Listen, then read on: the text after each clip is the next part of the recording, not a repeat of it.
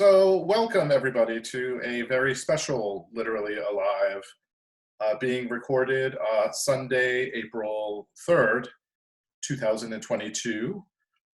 This is a pickup recording with Nancy Romines Walters uh, um, after a technical glitch during our February 23rd Changing Lanes Literally Alive show. Nancy, I understand there was a storm that blew through. Say the least. Yes, we had so much wind that night that not only did we lose our power in town, but the cable company that provided the internet service lost a substation miles away from my house. They had multiple trees fall on a substation, so that wasn't a simple go out of Zoom and come back in, but rather no You were internet out, connection at all, out. And which was so strange because you were you were sort of the first person that I contacted about doing this show last summer. yes, last summer. And We were so prepared. We were so excited. we were. And, as I had spoken last summer to you about it, when you had first talked with me about it, I hadn't looked back, at my former self, at that time. And I was at that same moment that we were talking about this idea of why I had stopped doing visual art and moved to poetry. I was also reclaiming my visual art studio into a writing space. And I hadn't really looked back, at my former self. It was kind of too painful at that point. As a sculptor, just to Well, clarify yeah, first, yeah, a as visual. a visual artist, an installation artist, and a you know doing um, fine work, fine craft work, and also the very delicate drawings. And so, I'd also been very multitasky before, and just really a very different person than the person I am now. And it was it was just something that I hadn't looked back on at all. And our talk, really felt like it allowed me to take a look at that former self, um, and a look at what I'm doing now, and kind of bring those two parts of me into sync in a way that I hadn't before, and also to realize that I was um, not some kind of shadow of my former self or a lesser version, but really just an equal but different version, because I was still interested in the same concepts in my poetry. I had the same values in my work and the same drives that I had in my visual work, just in a new form. Whereas before, I felt like I was just kind of maybe a husk or a shadow of my former self. And remind people who may not have seen the first version or the first half of this talk. Remind us of why you had to change lanes. Well, it was because of a brain tumor, and the brain tumor was in the right back half of my head, so it had taken out my proprioception, and my visual fields were affected, and also my stamina and my stability on my feet. So all of the elements that were required, also dexterity and memory issues, and just this whole host of issues that had to do with my visual work were, and my work as a nurse for that matter, were both affected. And so I had to give that up and kind of work with a new brain, is what we had said in the other show, which is how I felt. And the poetry to start with was a way of processing what that new brain felt like. And also, as we had spoken about before, it was a way also to kind of speak for the differently equipped neurological minority, or part of our culture, that are affected with different types of brain injury or disease, anything from brain tumors to traumatic brain injury to memory issues with aging, which had all been interesting to me as a nurse, but also now I was the patient. And I had spoken before about how I think it was right about when we had lost connection, that I had said that my neurologist had said that when she read the work in Balancing Act 2 that I had written, she said, now I understand what my patients were trying to tell me. Then they were explaining what it felt like to have a brain tumor, that when she read my poetry, she understood what that felt like now. Can you read one And of those poems? Are you I, prepared to read one of those, or? I don't have one of those earlier ones with me now. But those earlier works were definitely about that experience of having a new brain. And it was also part of the grieving process of, suddenly not being able to multitask and not being able to handle stimulation in an environment like I used to be able to, and trying to understand this world that no longer, I could no longer function in the way I did before. And among other things, not drive anymore, so suddenly everything was at a different pace. What? And over, I didn't mean to interrupt, go sorry. ahead, no, go ahead. What One of the problems with Zoom is that you think there's a pause and there's not. So I apologize. But I want to know what bridged the moment that you understood you were not able to fully function as a visual artist to the moment you started writing. What was that bridge experience like for you? Well, I knew that I still wanted to, um, Were you well, for trying one, to do visual art? Were you trying to work with your hands and it just wasn't working?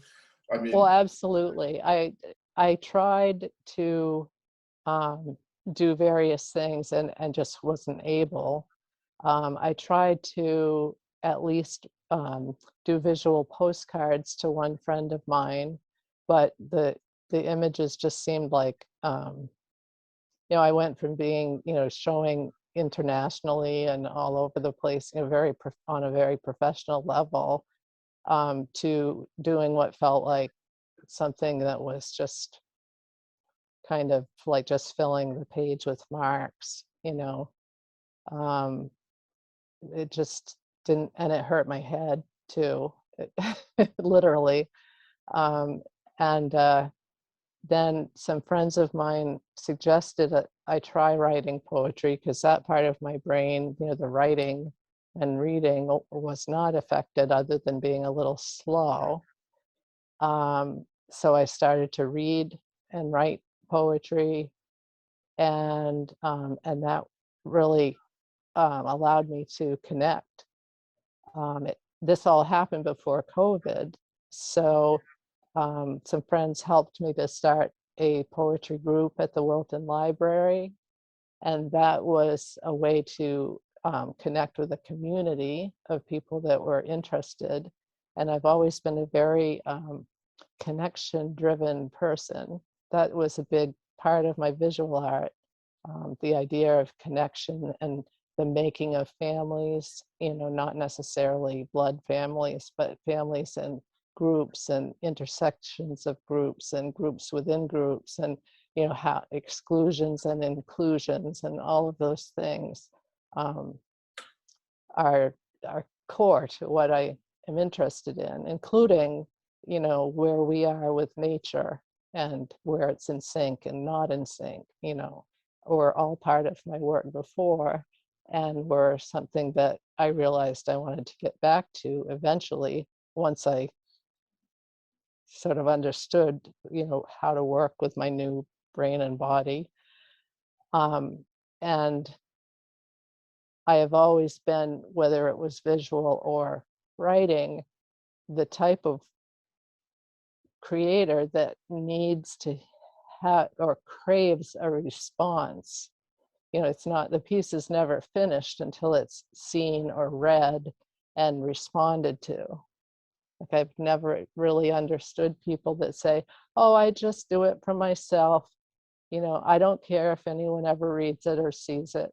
Yeah, that's valid, but that's the opposite of what I do. For me, the whole purpose is the communication. It's the connection with the viewer or the reader, and that's the whole reason for doing. Is that thread, literally. In the visual work, it was actual threads. With the words, it's more the idea that's passed or put on the page for it to then be taken up by the other person's ear or eye. But Now might be a good time for you to read a poem. okay, why don't we? Why don't we start with Ordinary Fragments. Steam wisps of gratitude circle my temples, a quilt cocoon wrapping as inside I dream. Mind's eye surveying what no one can steal. The vibrancy of sunlight on stone skin and water. Midnight with flashlights, fireflies, and stars. The dry red desert, granite erratics hidden in green. Smooth salted beach stones, eggs birthed from the sea. Quick minnows flitting in shallows below me. High peaks of mountains, cool wind on the body. Ecstatic dance rhythms, trance under trees. Reward of deep sleep after good hard work. And all the time, everywhere, connections with others. Soul deep and abiding, or electric and brief. Laughing till crying, and neither can speak, as someone who knows what I silently think. Your voice in my ear, the cross of our paths, a chance to do better, again and again. Fortunate, ordinary, part of the whole, in all ties and moments, inseparable gifts.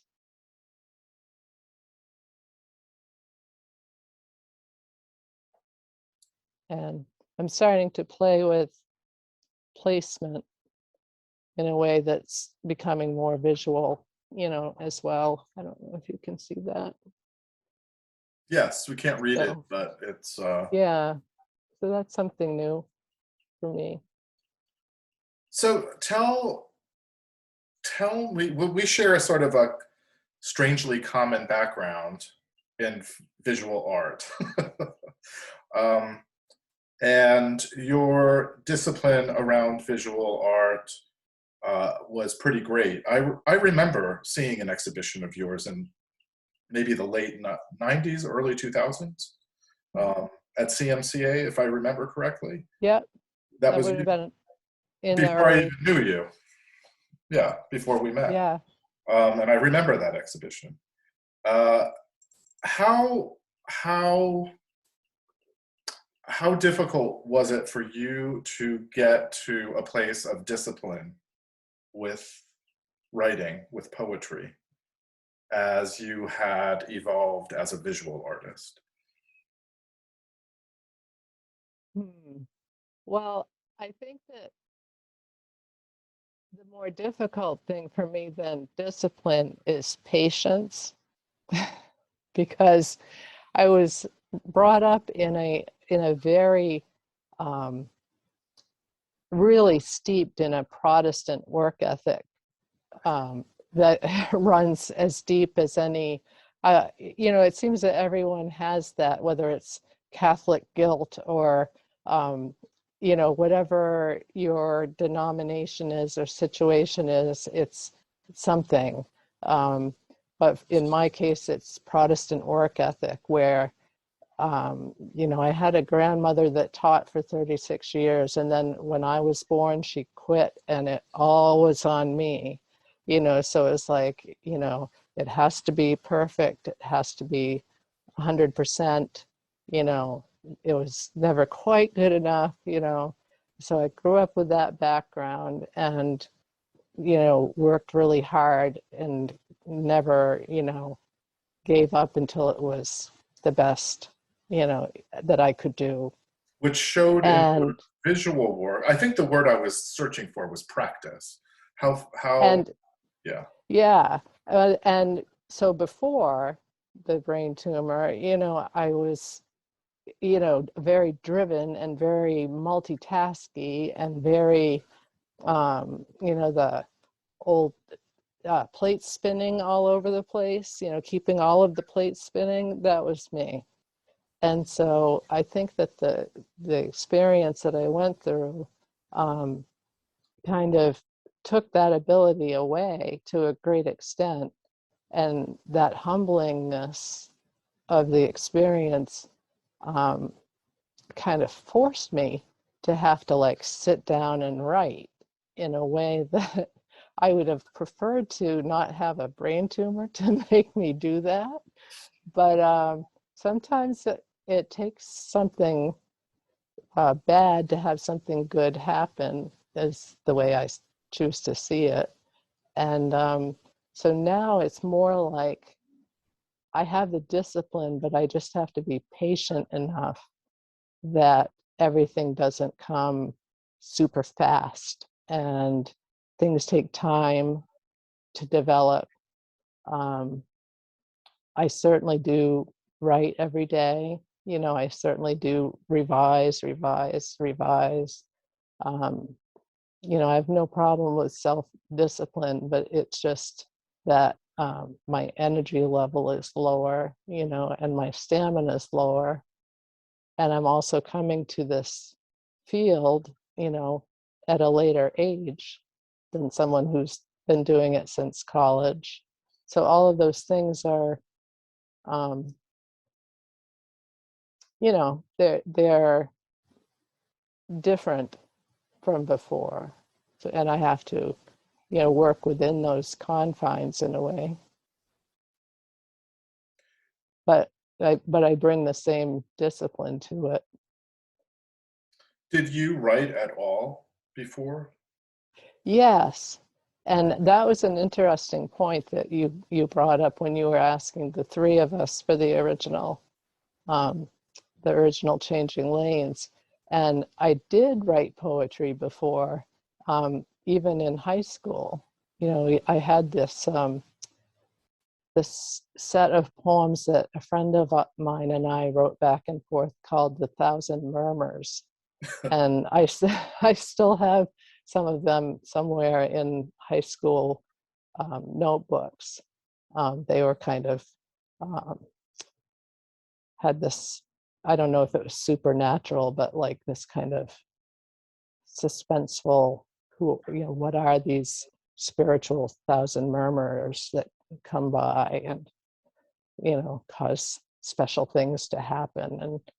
Um, and when I was in New York, I was writing, but not very much, because I said over and over that the energy of the city is too fast and furious for writing, and that if I ever moved back to Maine again, I would write more, and that the pace of the city was more suited to the visual. Plus, you know, the level of competitiveness in the city meant that very few people did more than one thing. You know, whatever you did it kind of to the exclusion of all else because of the competitiveness. And yet, when I moved back, because of my mother's poor health, I I continued to do my artwork, as like you say, at the show at CMCA, and at the Portland Museum of Art, and a lot of group shows and other things. A show at the Atrium Gallery, you know, and I kept showing in New York as well.